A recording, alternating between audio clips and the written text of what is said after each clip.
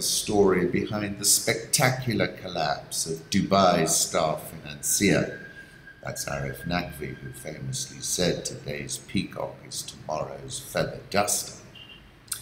Days before rubbing elbows with global business titans in Davos in January, Naqvi set out to charm another circle of friends, Gulf Arab tycoons, in a last-ditch attempt to save his Dubai private equity firm.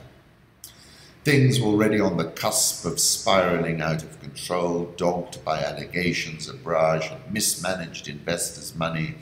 Dubai's star financier soon couldn't pay the rent. After Naqvi surrendered control of Abraaj in June, it was revealed that for years its main revenues didn't cover operating costs.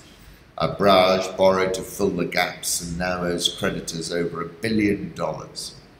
Once lenders turned off the taps, the firm collapsed, leaving losses, lawsuits, and shattered reputations in its wake. Abraaj's reliance on multiple levels of leverage created a highly unstable business model that's unusual for the private equity industry, the court-appointed liquidators that are dismantling the firm said in a report dated July 11.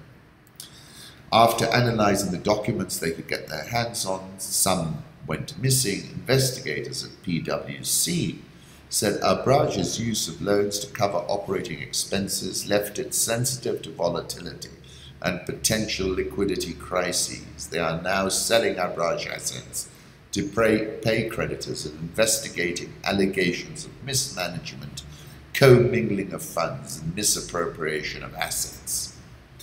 Abraaj assets for sale include stakes in 12 funds and holdings in a Pakistani utility and a discount voucher business. Naqvi declined to comment.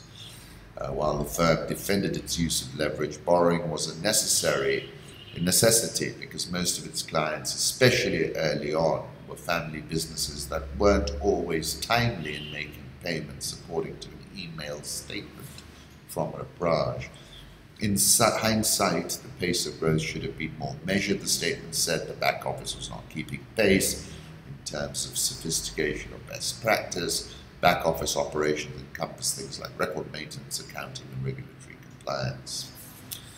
Abraaj's spectacular demise has dealt a severe blow to Dubai's reputation as a global financial center, rattled the trust of investors who included Bill Gates, the IFC, US and UK government agencies, triggered defaults on loans from at least 10 sources, and set off lawsuits in the UAE and Turkey.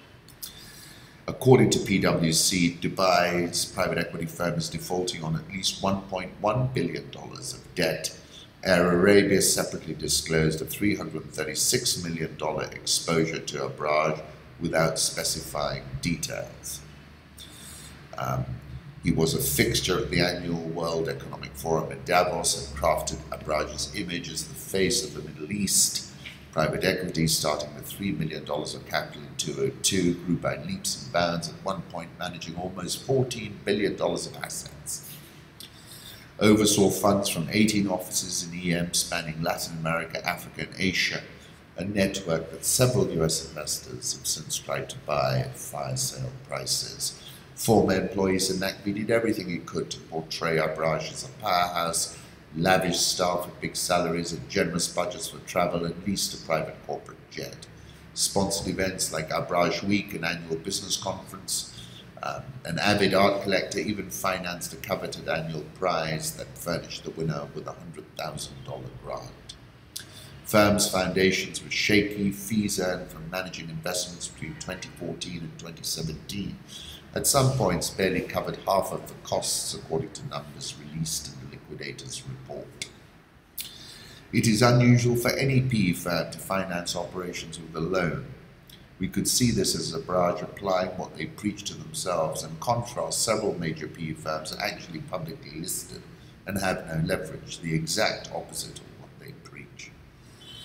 Naqvi's house of cards began teetering last September when investors in a $1 billion health fund raised in 2016, including the Gates Foundation, asked questions about what happened to their money, according to 4 of the people.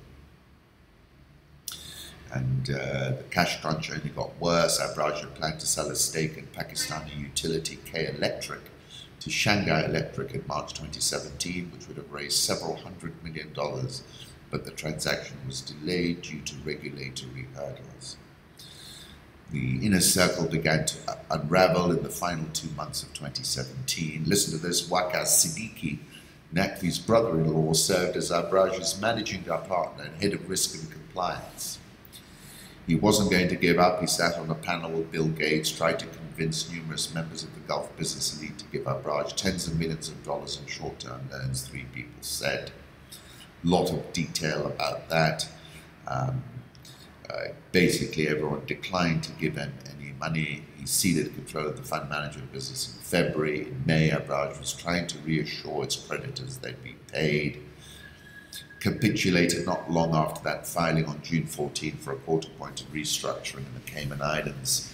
Liquidators report valued Abraaj's known assets at $1.1 billion, including stakes in 12 funds and investments like the K Electric holding. That's a full $1.4 billion less than Abraaj's total assets as of March.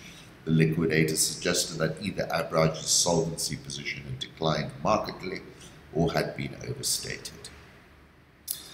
Some former employees of the speed of the demise didn't surprise them. They described Naqvi as aggressive and competitive and said he ran Abraaj like he was a king. Little could happen without his approval, and attempts to question his actions often drew furore. PwC said key financial statements were either missing or non-existent. Dubai Financial Services Authority hasn't said what investigations, if any, it's conducting. It's hit Dubai quite hard.